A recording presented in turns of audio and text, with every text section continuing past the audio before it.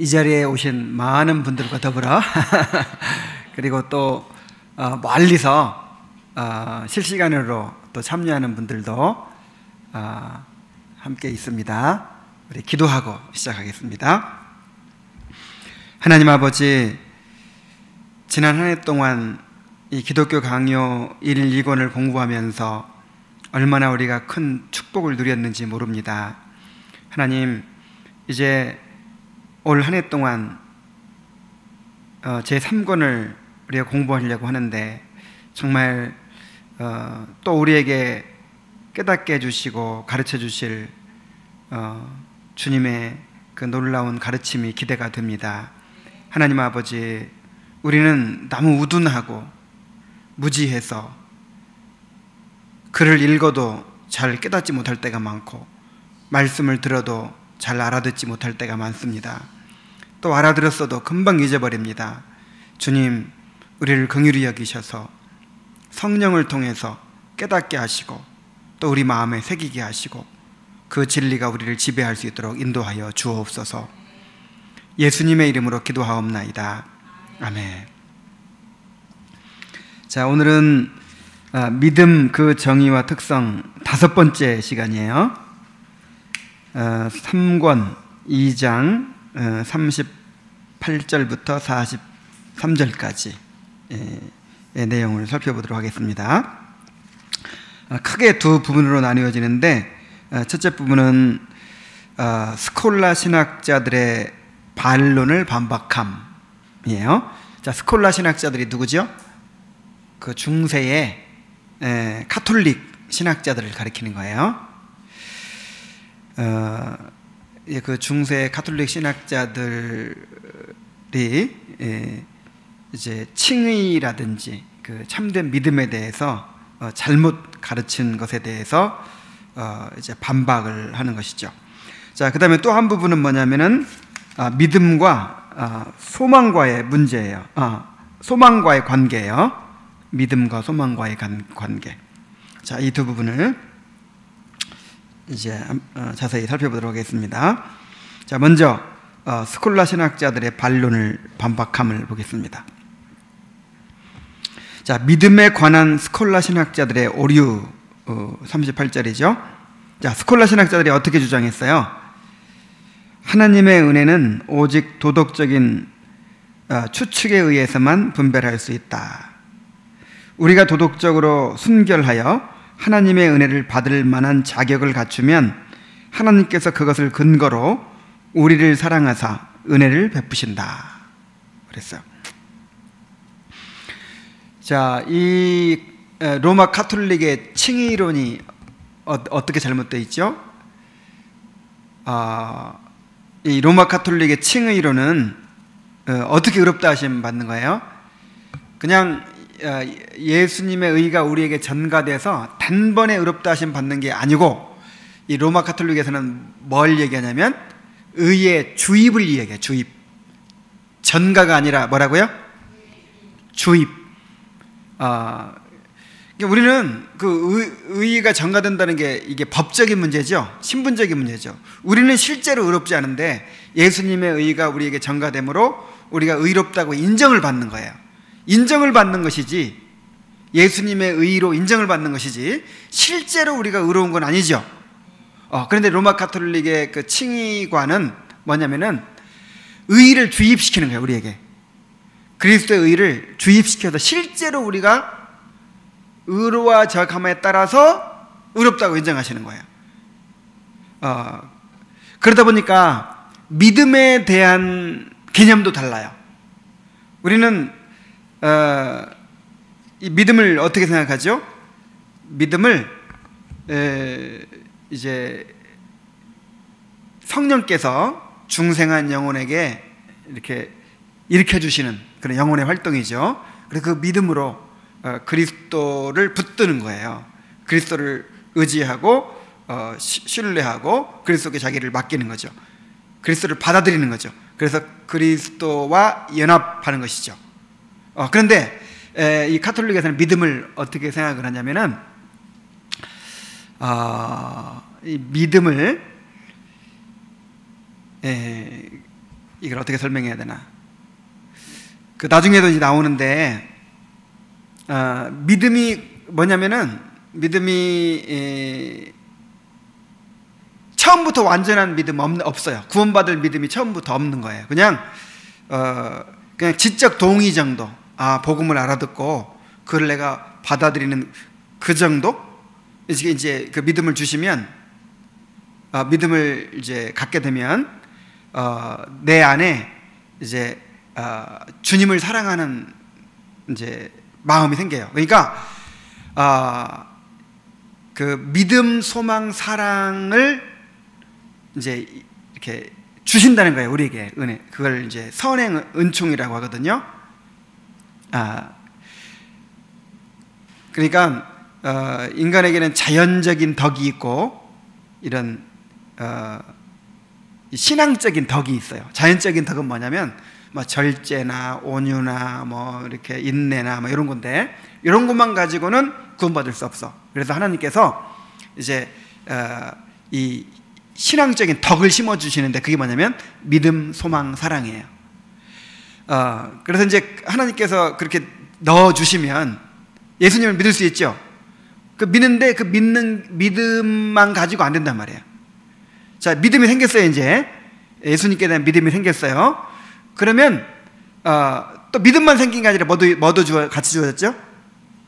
소망과 사랑, 이제 요게 다 주어졌단 말이에요. 그러니까 그 사랑을 가지고 이제 이렇게 주님을 사랑하고 사랑을 실천하고 그러면서 믿음이 점점 온전해져요.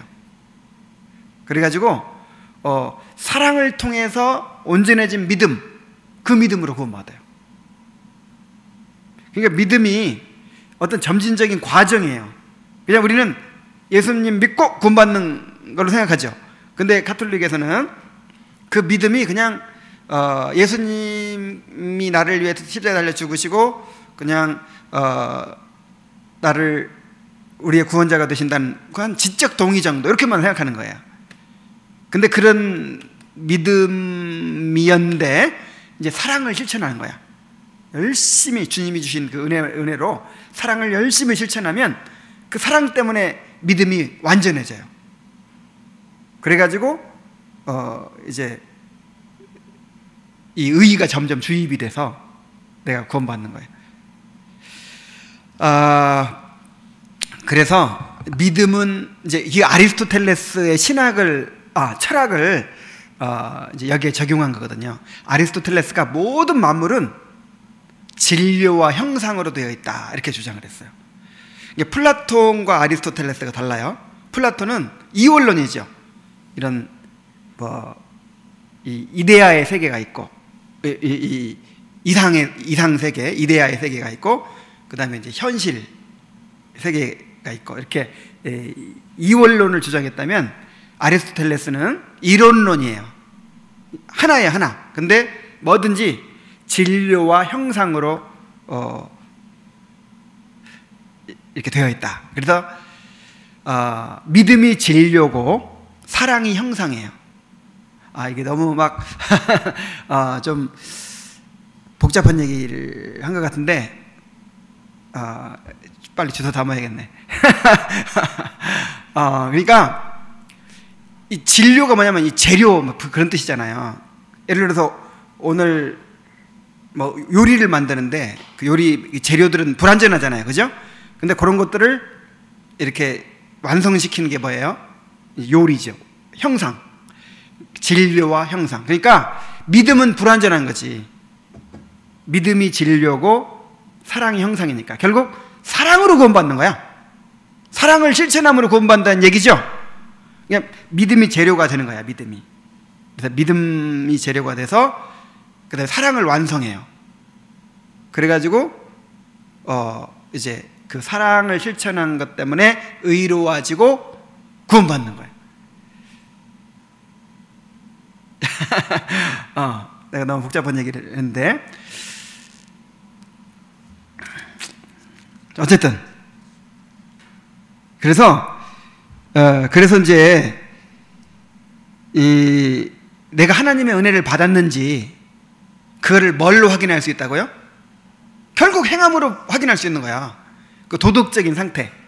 도덕적인 추측에 의해서라는 말이 무슨 말이냐면, 도덕적인 이 열매, 그 사랑을 얼마큼 내가 실천했는가, 그걸 통해서 내가 믿음이 있는가 없는가를 알 수 있어요.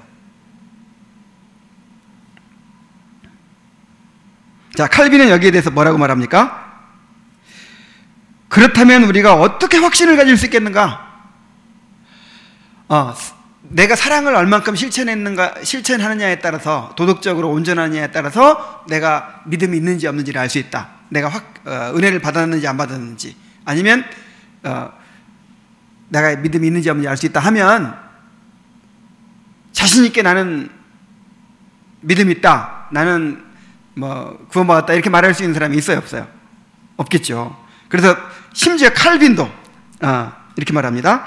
하나님께서 우리에 대해서 어떻게 느끼시는지를 우리 자신의 행위로 판단해야 한다면, 나의 경우에는 추측을 통해서는 도저히 은혜에 도달할 방법이 없다는 것을 인정할 수밖에 없다. 그러니까 칼빈도 자신이 없다 이거죠. 만약에 그렇다면 나도 그럼 도저히 은혜에 도달할 방법이 없다. 만약 그런 식으로 믿음을 갖게 되고 그런 식으로 구원받는다면, 그리고 또한 현실을 근거로 은혜를 판단하려 하는 것도 어리석은 것이다. 자, 현실을 근거로 은혜를 판단한다는 말이 무슨 말이냐면요,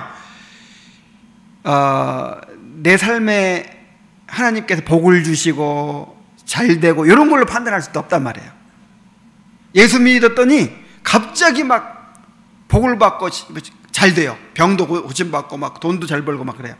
이야, 하나님 나를 구원하셨나 보다, 나를 아들 삼으셨나 보다. 근데 예수를 믿고 났더니 막 병들고 쫄딱 망하고 안 돼. 아유, 하나님 나한테 은혜를 안 주시나 보다. 자, 이렇게 판단할 수 있다 없다? 없다.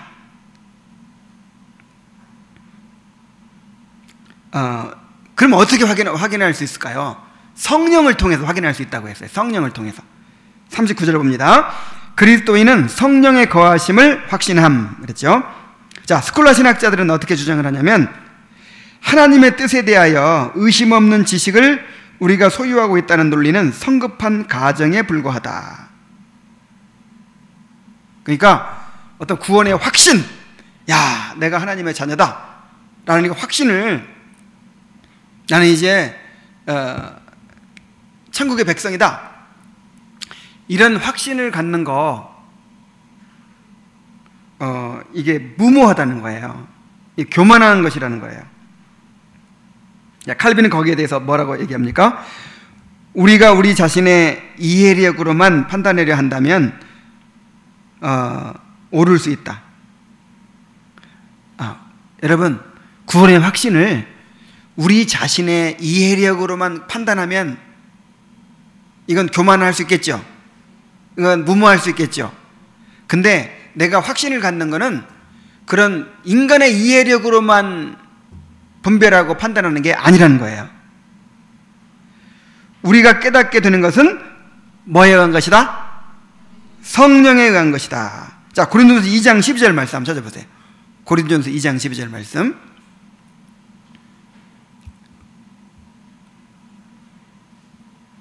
자, 뭐라고 했어요?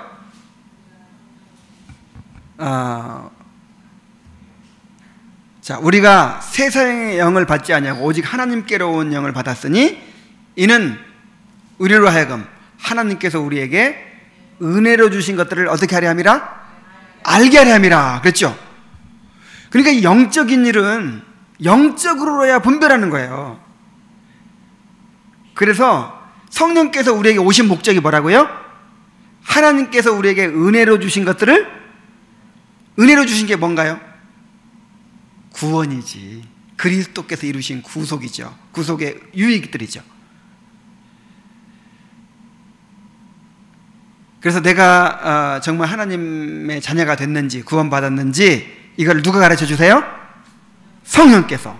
그래서 너희가 자녀인 거로 하나님께서 그 아들의 영을 너희 마음 가운데 보내사 아바 아버지라 부르게 하셨느니라.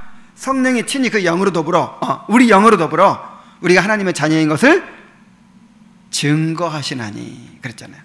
성령께서 증거해 주시기 때문에 우리가 확실히 알고 확신을 갖는 거다 이 말이에요. 지금 지난번에 그랬죠? 칼빈이 올바른 믿음에 대해서 얘기하면서 두 종류의 사람들을 지금 염두에 두고 얘기한다 그랬죠? 한쪽 사람들은 어떤 사람들이에요? 그냥 이 지적 동의나 이런 것만 가지고 구원받았다고 막 무모한 확신에 차 있는 사람들 있죠. 야고보서 독자 같은 사람들, 그런 사람들에 대해서 초반에 다뤘어요. 근데 지금 다루는 건 누구를 대상으로 하고 있죠? 로마 가톨릭 구원의 확신을 부인하는 사람들이죠. 그래서 오직 믿음으로만 구원받는다고 말하는 사람, 그 다음에 구원의 확신을 주장하는 사람들에게는 저주가 있을지어다, 이렇게 아예 그냥 트렌트 공회에서 딱 못 박을 정도로. 왜냐하면 그 가톨릭 교리상 구원의 확신을 가질 수가 있어요, 없어요? 없어. 전가가 아니라 뭐기 때문에? 주입. 실제로 우리가 의로워져야 되기 때문에 점점 의로워져 가지고 나중에 이제 구원받게 되는 거예요. 근데 이 세상에는 그렇게 될 사람이 없어. 성인들만 그렇게 돼. 그게 가톨릭의 구원론이잖아요. 그래서 지금 이 사람들에 대해서는 칼빈이 뭘 강력하게 주장해야 되겠어요? 확신을 주장해야죠. 확신할 수 있다. 하나님 확신을 주신다. 성령을 통해 주신다. 이렇게. 자, 그들은 그리스도의 영을 소유하고 있다고 자랑하는 우리의 태도가 그야말로 무모하고 교만한 짓이라고 주장한다. 그러나 성경은 분명히 성령이 우리 안에 거하시며 그것을 알게 하심을 증거한다. 성령을 느끼지 못하면 우리가 하나님을 아버지로 부를 수도 없고 부활의 소망도 없다. 결코 믿음을 성령과 분리시킬 수 없다. 그랬어요. 그래서 믿음은 누가 주시는 것이다? 성령께서 주시는 것이다. 그리고 성령께서 깨닫게 하시고 확신케 하시는 것이죠. 자, 40절 봅니다. 믿음과 성도의 견인. 자, 성도의 견인에 대해서는 스콜라 신학자들이 어떻게 주장할까요? 견인을 믿을까요, 안 믿을까요? 안 믿겠죠. 그럼 견인을 믿어야 구원의 확신을 가질 수 있는 건데, 자, 우리의 현재의 상태로 하나님의 은혜를 소유하고 있는지를 판단할 수 있지만, 그러니까 우리 현재의 상태라는 말은 도덕적인 상태, 막 사랑을 실천하고 자, 이런 상태로 내가 지금 하나님 은혜 가운데 있구나 알 수 있다는 거예요. 그렇더라도 우리가 끝까지 인내할 수 있는지는 아무도 알 수 없다. 그러니까 이 사람이 현재는 행위가 너무 좋아요. 막 열매가 너무 많아. 그래가지고 이 사람이 지금 하나님 은혜를 받고 있다는 걸 알 수 있어. 근데 이 사람이 끝까지 인내할 수 있을지는 알아요, 몰라요? 모른다는 거예요. 성도의 견인을 부정하죠. 성도의 견인을 완전히 부정합니다. 자, 여기에 대해서 칼빈은 뭐라고 합니까? 그러나 바울은 자신의 확신을 주장한다. 로마서 8장 38절 39절에 내가 확신하노니, 천사들이나 권세자들이나 장래이나 현재일이나 죽음이나 높음이나 깊음이나, 하여간 이 세상에 동원할 수 있는 모든 걸 다 동원해서 얘기하면서 그 어떤 것도 끊을 수 있다 없다. 우리를 향한 하나님의 사랑에서 끊을 수가 없다. 내가 확신하노니, 이렇게 얘기하고 있어요. 이에 대해 그들은 바울처럼 특별 계시를 받은 사람만 알 수 있다고 주장하지만, 여기서는 바울 혼자만의 특별한 체험을 말하는 것이 아니라 모든 신자들이 믿음에서부터 공통적으로 얻는 유익들을 말하는 것이다. 자, 이렇게 바울의 증거를 대니까 또 그 사람들은 뭐라고 그래요? 확신을 가진 사람도 있어. 일부. 누구만? 특별 계시 받은 사람. 그러니까 가톨릭에서는요, 구원의 확신 가진 사람들은 어떤 사람들이에요? 바울처럼 특별 계시 받은 사람. 그러나 지금 여기서 바울이 말하고 있는 내가 확신하노니, 이거는 바울 개인만 그렇다는 거예요? 아니면 모든 그리스도인이 그렇다는 거예요? 모든 그리스도인이 그렇다는 얘기란 말이에요. 자, 그런데 다른 곳에서는 같은 사도가, 똑같은 바울 사도가 우리의 연약한 마음과 일관성 없는 태도에 대해서 말하여 우리를 두려움 속으로 몰아넣는다. 그러니까 막 확신을 주장하다가 또 어디서는 우리를 막 두렵게 한단 말이에요. 어떻게 두렵게 합니까? 선줄로 생각하는 자는 넘어질까 조심하라. 그러니까 내가 확신이 있고 진짜 내가 구원받았다고 생각하는 사람은 어떻게 될까 조심해라? 아니 그럼 도대체 뭐야 이게? 여기에 대해서 이렇게 얘기합니다. 이 말씀은 사실이다. 하지만 여기서 의도하는 두려움은 우리를 흔한 혼란 속에 몰아넣는 그런 두려움이 아니라 우리 자신을 하나님의 권능의 손 아래 겸손히 가져다 놓는 법을 배우도록 만들어주는 그런 두려움인 것이다. 그러니까 오히려 확신을 더 가지게 만드는 두려움이에요. 그러니까 선줄을 생각하니까 넘어질까 조심해야죠. 그래서 주님의 은혜를 더 붙들죠. 주님의 은혜를 더 붙드니까 뭐가 생겨요? 더 확신이 생기죠. 내가 게으르고 나태하고 은혜에서 멀어지면 있던 확신도 없어져. 그죠? 그러니까 우리를 막 경성시키잖아요. 두렵고 떨림으로 너희 구원을 이루라고 하고, 선줄로 생각 넘어질까 조심하라고 하고, 그래서 우리가 더 두려움으로 하나님을 의지하고 은혜 안에 거할 때 더 큰 확신이 생기잖아요. 그래서 바울은 혼란을 주려고 그런 두려움을 주는 것이 아니라 하나님의 권능의 손 아래 우리가 안전히 거하도록 그렇게 이제 우리를 경성시키는 것이죠. 그러므로 신자들이 하나님의 성령의 조명하심을 받아 믿음으로 말미암아 하늘의 생명을 바라본다는 사실부터가 하나님의 은혜로 되는 것이므로 그런 사실을 자랑한다는 것은 절대로 교만한 것이 아니다. 그러니까 내 마음에 확신이 생긴 거예요.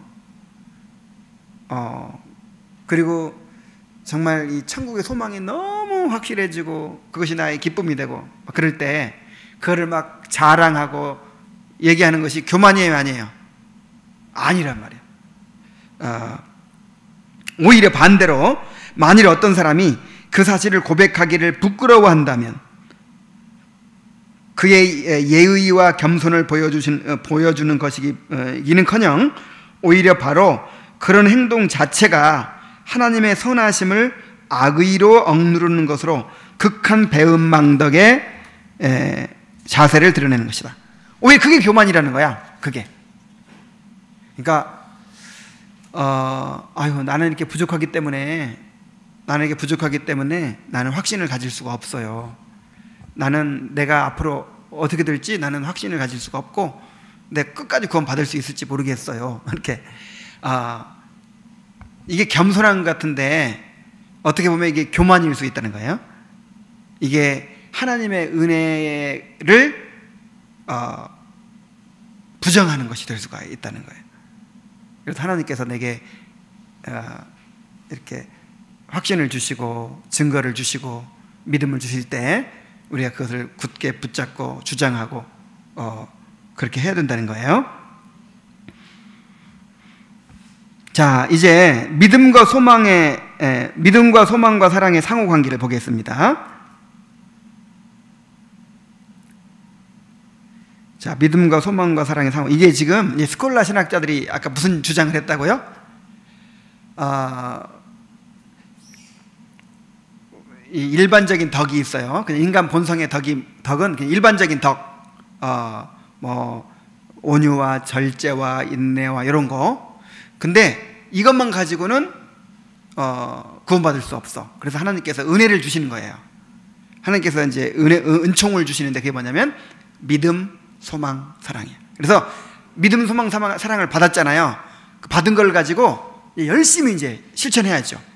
열심히 이렇게 선행을 행하면 믿음이 자라가요.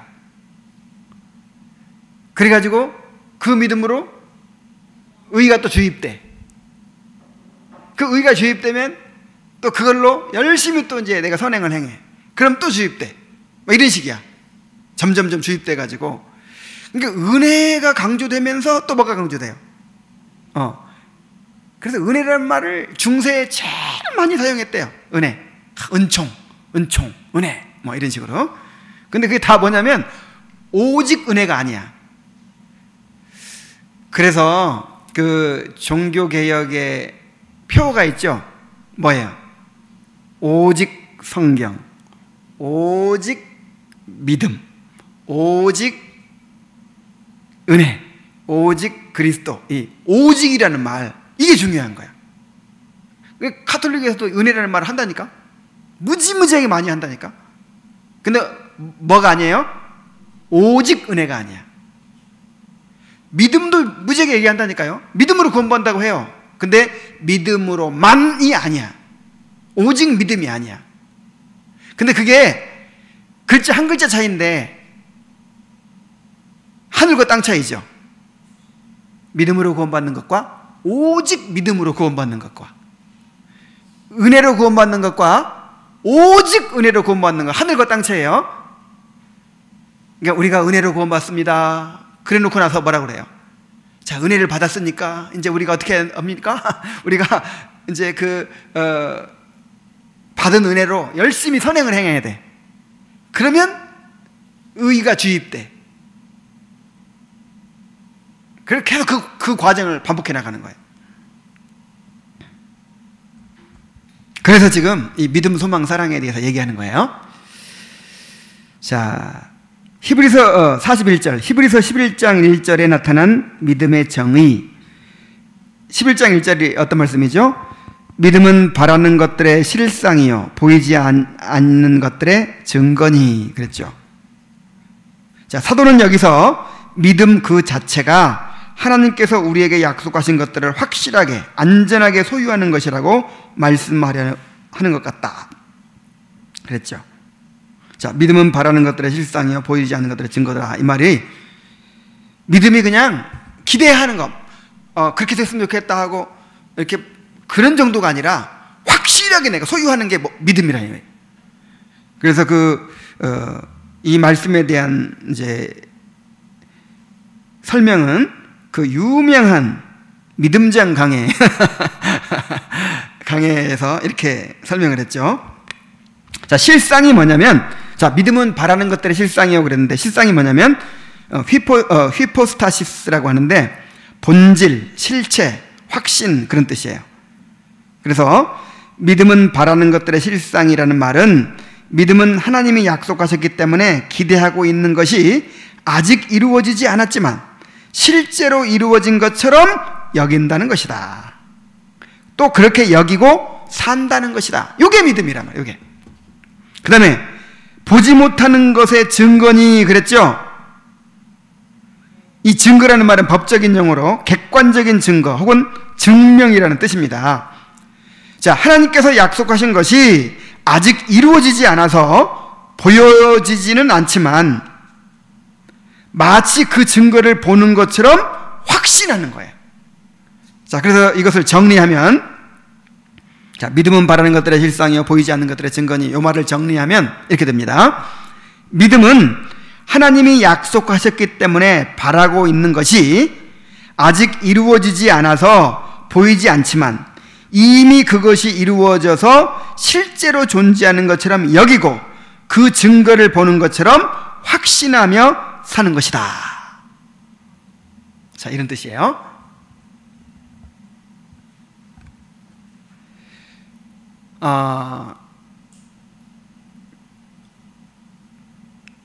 그런데 이 믿음은 사랑을 불러 일으킵니다. 자, 마음이 일깨움을 받아 하나님의 선하심을 맛보면서 어찌 하나님을 사랑하는 마음이 동시에 생겨나지 않을 수 있겠는가.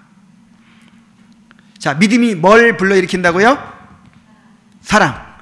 이 소망과 사랑을 불러일으켜요. 그러니까 맨 먼저 뭐가 먼저예요? 믿음이 먼저죠. 믿음이 생기면, 자, 예수님의 구속, 나를 위해서 이루신 구속에 대한 믿음이 생겼어요. 자, 그러면 믿음이 생겼어요.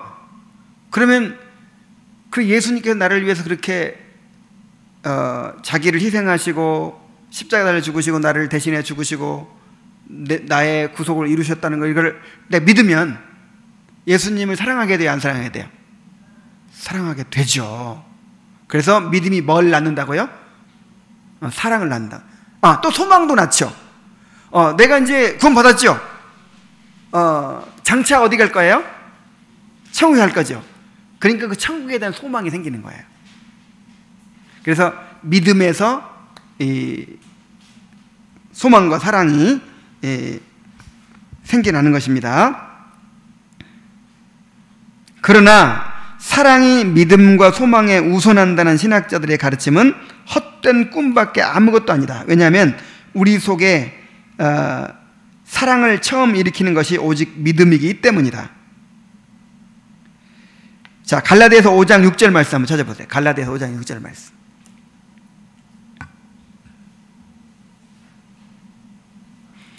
아까 내가 말한 그 스콜라 신학자들이 주장하는 사랑에 의해서 믿음이 온전해진다. 그래서 결국 사랑으로 이제 구원받는다는, 그게 의롭다함 받는다는, 그게 이제 이 구절에 근거한 거예요. 그 구절이 뭐라고 써 있나요?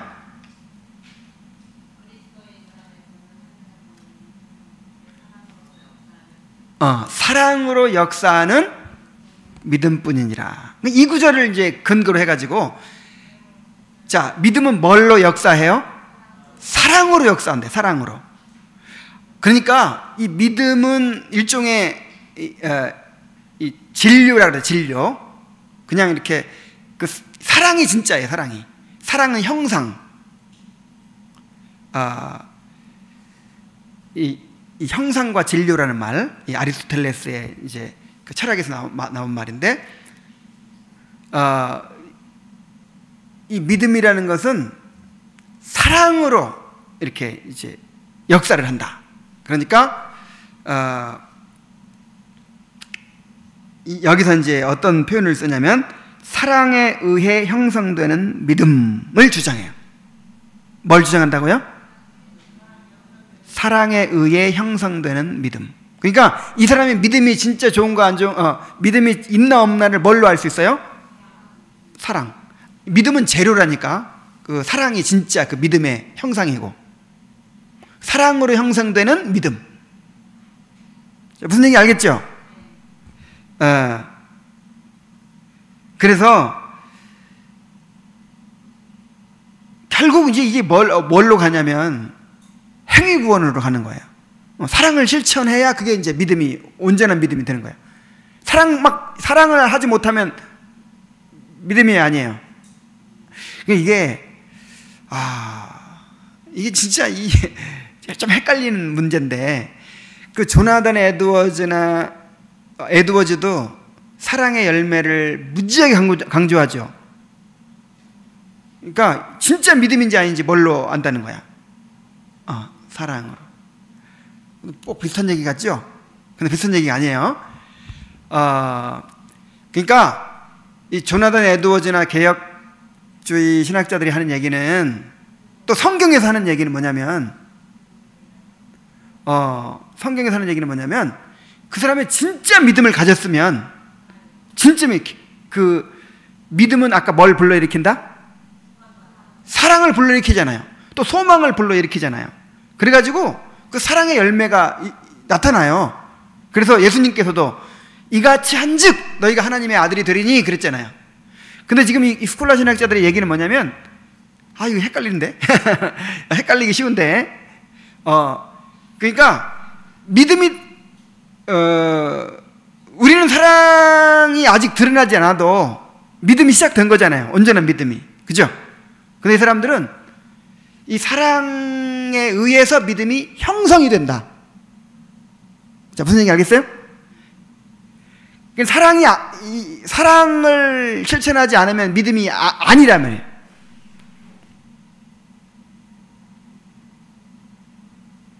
믿음이 먼저죠. 믿음이 먼저. 사랑이 먼저지. 자, 그러니까 그냥 단순하게 얘기해가지고, 그런 우리의 행위나 열매가 원인으로서 얘기되는 것이냐, 아니면 결과로서 이야기되는 것이냐, 그 차이라고 생각하면 돼요. 이 결과로서 주장하는 거는 아무리 많이 주장해도 잘못된 게 아니죠. 은혜를 오히려 높이는 거예요. 하나님께서 우리에게 주신 은혜는 열매 맺게 하는 은혜지, 행함이 있는 믿음이지 행함이 없는 죽은 믿음이 아니란 말이에요. 열매가 없는 그런 은혜가 아니란 말이에요.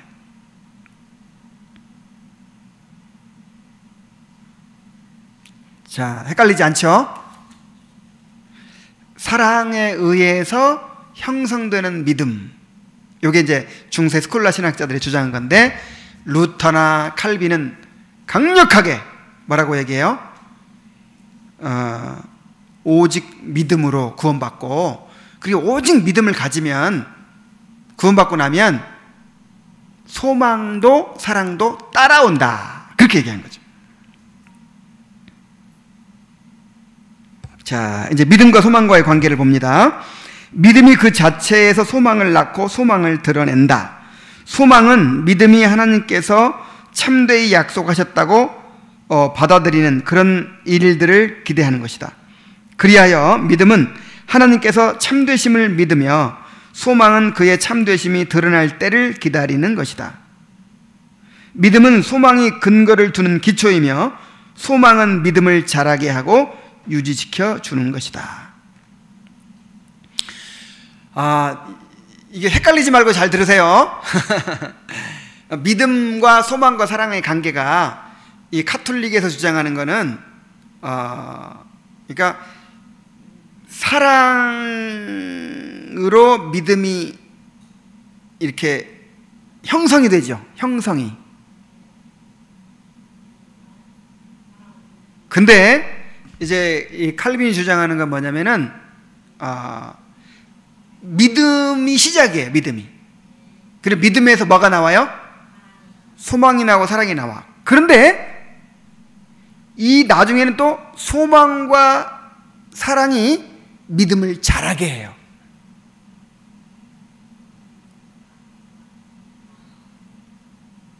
자, 그러니까 소망이 믿음을 자라게 해. 사랑이 믿음을 자라게 해요. 그런 관계가 있는 거예요. 자, 믿음에서 소망이 나오고 사랑이 나왔지만 또 소망과 사랑이 믿음을 어떻게 한다고?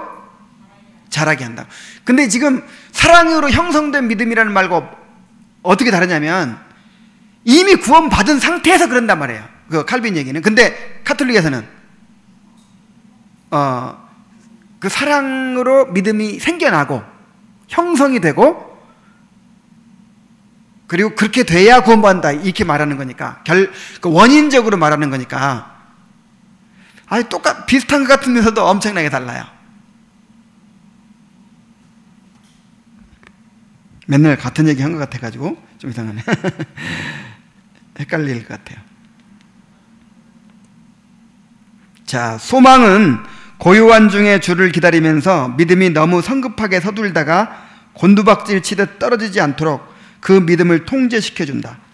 소망이 믿음을 강건케 하여 하나님의 약속들 속에서 흔들리거나 그 약속들의 진실성에 대해서 의심하지 못하도록 막아주는 것이다. 소망은 또한 믿음을 새롭게 만들어서 지치지 않도록 해준다. 소망은 끊임없이 믿음을 새롭게 하고 회복시키므로 계속해서 믿음을 인내로 강화시켜 주는 것이다. 소망이 뭐예요? 바라보고 기대하는 거잖아요. 그러니까 바라보고 하나님께서 이루어 주실 구원을 바라보고 기대하고 사모하고, 그 다음에 어려운 일이 있어도 인내하고, 자, 이런 걸 통해서 믿음이 더 강화되는 거죠. 더 자라나는 거예요. 주님은 그의 약속들을 이루시기를 지체함으로써 우리가 원하는 것 이상으로 우리의 마음을 근심 가운데 두시는 경우가 있다. 그런데 이때 비록 더딜지라도 기다리라는 선지자의 말씀을 실행케 하는 것이 바로 소망의 기능이다. 그래서 바울이 믿음, 소망, 사랑을 항상 강조해요. 세 가지를. 그래서 데살로니가서 1장에 봐도 믿음의 역사, 그 다음에 소망의 인내, 사랑의 수고, 이 세 가지, 이 그리스도인들이 반드시 가져야 될 세 가지, 믿음의 역사, 소망의 인내, 사랑의 수고, 이 세 가지를 강조하죠. 그래서 소망을 가지면 뭐 할 수 있어요? 인내할 수 있죠.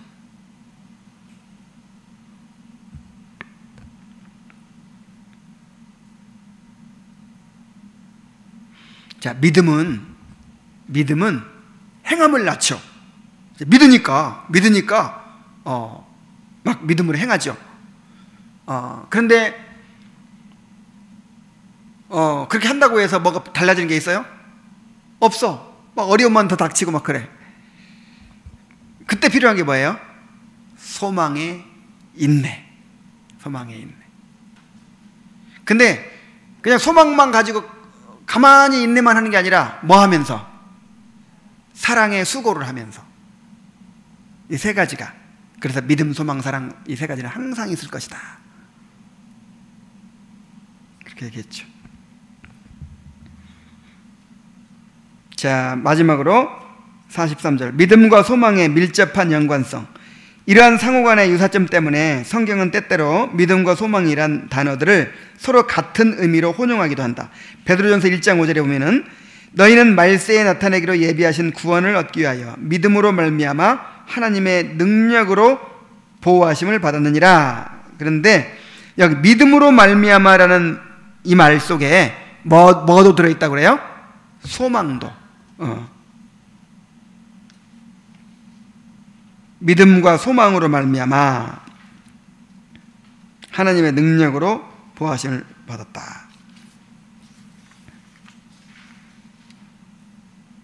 또 믿음과 소망이 함께 묶여지기도 합니다. 베드로전서 1장 21절, 너희는 그를 죽은 자 가운데서 살리시고 영광을 주신 하나님을 그리스도로 말미암아 믿는 자니 너희 믿음과 소망이 하나님께 있게 하셨느니라. 그래서 믿음과 소망을 함께 묶어서 얘기하죠. 자, 피터 롬바르드라는 사람이 그 스콜라 신학자 중에 한 사람이에요. 그 유명한 안셀무스, 그 다음에 토마스 아퀴나스, 많이 들어봤죠? 토마스 아퀴나스, 피터 롬바르드, 이런 사람들이 다 스콜라 신학자들이거든요. 무슨 얘기였냐면, 아무런 자격도 없는 자가 무엇을 감히 소망한다면 그것은 소망이 아니라 뻔뻔스러운 것이라고 해야 마땅하다. 아니, 사랑도 실천하지도 못하면서, 그 다음에 또 이렇게 올바로 의롭게 행하지도 못하면서 나는 천국을 소망한다. 그러면 뭐한 짓이다? 뻔뻔스러운 짓이다. 여기에 대해서 뭐라고 말합니까? 그러나 소망이 갖는 목표는 믿음의 목표 이외에 다른 것일 수가 없고 믿음의 유일한 목표는 바로 하나님의 긍휼하심인 것이다. 하나님의 긍휼을 받아들이는 게 믿음이죠. 소망도 그거예요. 소망도 우리는 구원의 소망을 품으라는 하나님의 명령을 받고 있음을 죄인의 자격으로 바라보고 있으니, 하나님께서 죄인들한테 하나님의 긍휼에 근거해서 믿으라, 소망을 가지라 그러는 거예요, 지금 우리한테. 그러니까 우리가 자격이 없고 부족해도 믿어야 되고, 그 다음에 또 소망을 가져야죠. 하나님의 참되심을 기꺼이 인정하고 오직 그의 긍휼하심만을 의지하여 행위를 의지하는 것을 버리고 감히 선한 소망을 가져야 하겠다.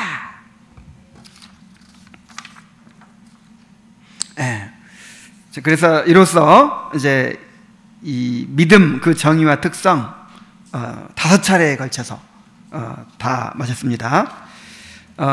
믿음이 무엇인지, 참된 믿음이 무엇인지에 대해서 좀 이제 많이 알게 됐나요? 아니, 내 생각에는 너무 복잡하고 더 막 복잡해져 버리지 않았나? 그런 염려도 되네요. 근데 정말 성령께서 어차피 가르쳐 주셔야 이게 명확해지는 것 같아요. 그리고 알 듯 하면서도 다시 또 헷갈리고, 그래서 계속해서 우리가 또 배워가야 되겠죠. 자, 우리 기도하고 마치겠습니다.